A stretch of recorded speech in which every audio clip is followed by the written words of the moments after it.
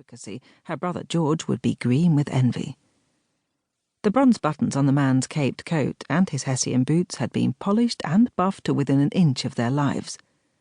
Wherever he was bound today, he clearly meant to look his best. However, not even the most handsome of men could look good after a tumble in the mud on a sodden spring morning.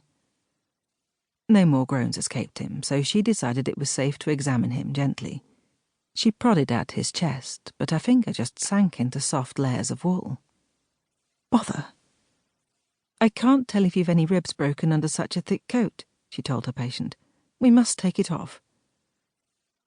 I'm none too keen considering the weather, ma'am, he responded. Awkward creature.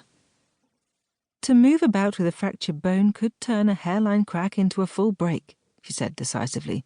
The coat must go. Oh, very well. Do your worst. He stuck his arms behind him while she and Marshman divested him of the coat, heavy with rain. My, but his chest was broad and his shoulders wide.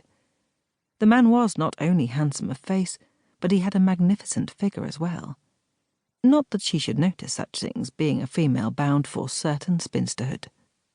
She squeezed the cuff of his coat, and water trickled down. Even if he recovered quickly from his fall, he could still catch a chill. Where had he come from, and what merited such haste in such awful weather? "You're not planning to rob me, are you?" he asked, narrowing his eyes at her. "Loath as I am to strike anyone, I'm renowned for my right hook." She knew she hardly looked like a lady with her skirts caked in mud and her hair lank with water, but the accusation stung.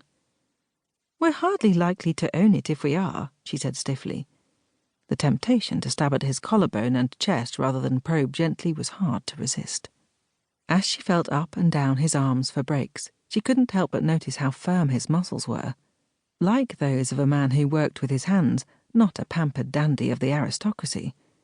What a pleasing packet of contradictions this fellow was. "This isn't the first time I've fallen off a horse, you know," he said. "I'm certain there has never been such a fuss before." He should think himself lucky she was even bothering with him. Left to his own devices, Carrier Marshman would probably have captured the man's horse, bundled him back on, and sent him on his way regardless of his physical condition. She bit her lip and continued her examination, refusing to look the man in his blue-grey eyes. She could feel them on her, and knew the light in them was not friendly. Not at all the done thing, you know, for a young lady to run her hands over a gentleman, the stranger said in her ear. Her hands halted for the briefest of moments. Good Lord, had she been enjoying the feel of him too much, and that was why she'd lingered over her examination? Refusing to blush or rise to the bait, she said, "Then thank your stars I'm not a lady but a servant."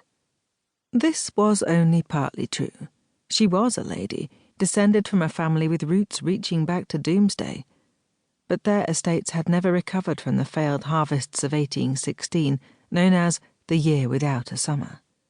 Now, both she and her brother were seeking their fortunes elsewhere to reduce the expenditure of their elderly parents. Fortunes being a relative concept. "A servant?" The stranger's eyes mocked her. "What manner of Banbury tale is that?" "I don't intend to dispute with you, sir," she replied, getting to her feet.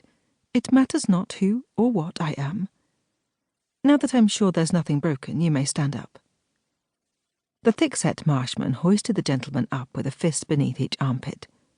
It wasn't a glamorous elevation, and true vertical was not achieved. When the man attempted to lift his head, he swayed alarmingly and lurched into Emma. Marshman bore his weight as they tried to maneuver him upright again. Their patient moaned, raising a hand to his head. "I think he's concussed," she told Marshman. "We'll have to take him up with us. It's not safe for him to travel alone." "But he's travelling crosswise to us, Miss Hibbert." She winced and placed a finger against her lips. "It's Hibbert now, remember?" She glanced up at the stranger, but he seemed not to have heard. Her real name had been left behind at poor decaying Tresham Hall, her childhood home. She was now just plain Miss Hibbert, governess. If any of her family's creditors were to discover she'd gone into service, they'd immediately